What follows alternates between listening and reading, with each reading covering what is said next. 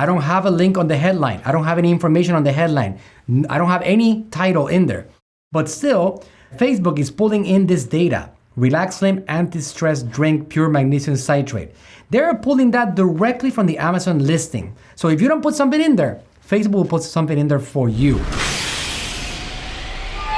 Okay guys, so now we're going to talk about another important element, the title creation. There's a reason why Facebook calls it a title.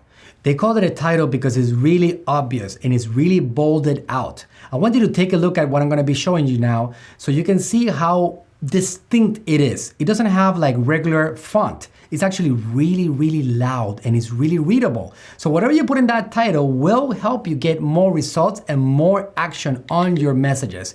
Really important. Now, word of caution, if you don't have a title put in this area right here where it says headline, what actually Facebook does is that they pull a title from the actual link, from the website. Like for example, you can see right here that I put the link to Amazon, right? Over here at the top.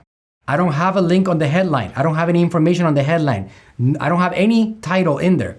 But still, Facebook is pulling in this data. Relax Slim Anti-Stress Drink Pure Magnesium Citrate. They're pulling that directly from the Amazon listing. So if you don't put something in there, Facebook will put something in there for you. I don't like to give that power to Facebook. I want to do it myself. So what do? What are the best practices on titles? Guys, this is such an important area, such an important piece of real estate. If you can see, I want you to look at something for a second. Look at this ad right here.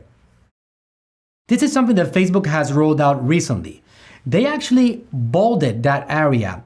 They actually made it really, really visible for anybody to stop on their tracks and pay attention to what's going on. It actually has a different background, which is like grayish in color. So it pulls attention in.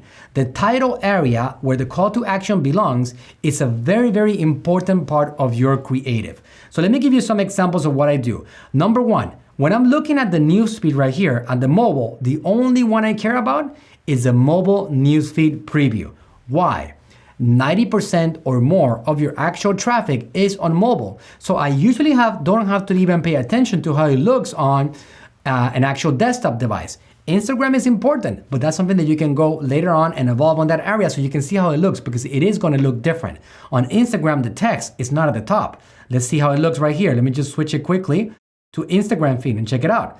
This is how it's going to look. You see, the text is at the bottom of it. So text is less relevant and images are more important when it comes to actual Instagram placements. Let's go back here to the mobile newsfeed and let's do some titles here. Let's see how that looks. Let's see how that changes over here. So I wanna do something that makes somebody want to have my product, makes somebody feel that there's a scarcity effect. Let's try this out. All right, so check that out. That's how it looks. You can see right here how it starts giving you the preview. And let me give you another recommendation, another tip on this area.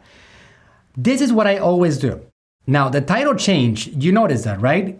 As soon as we entered in the headline, AKA title, it changed right there on the actual ad, right under the image. And also, what I'm always trying to do, best practice, pay attention to this.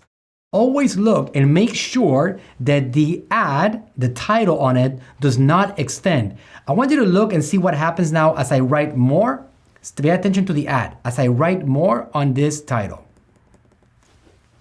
Do you see how it's gone now? Now it's gonna be like whatever title you're writing, it's incomplete. Let me go ahead and eliminate this arrow and let me give you another example.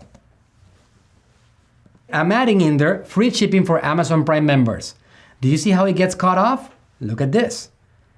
This is very, very, very important. Why? Because somebody cannot actually see the rest of that text. It's completely pointless. So when you're writing your text, on the title, on the headline, make sure that it stays on that line. And this is what I always do. I always put an arrow to tell people where I want them to go and where I want them to click. But I have to position that arrow in a way that it stays and it's very closely directing the person towards the call to action button. Just for today, you can get Magic Mac for 40% off.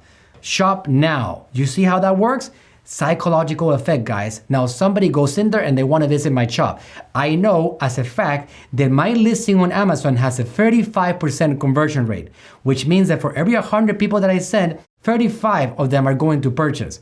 So what I want to do, I want to master traffic. I want to send a lot of people to my shop. So those little things are important because they're going to help me get more conversion, and in turn, for Amazon guys, generate more ranking. For people in Shopify, generate more buzz and bring more people back into my funnels of once they become customers. Really cool stuff. Let me give you one more example of something that I will write right here. Available now in 2 flavors. Shop here today.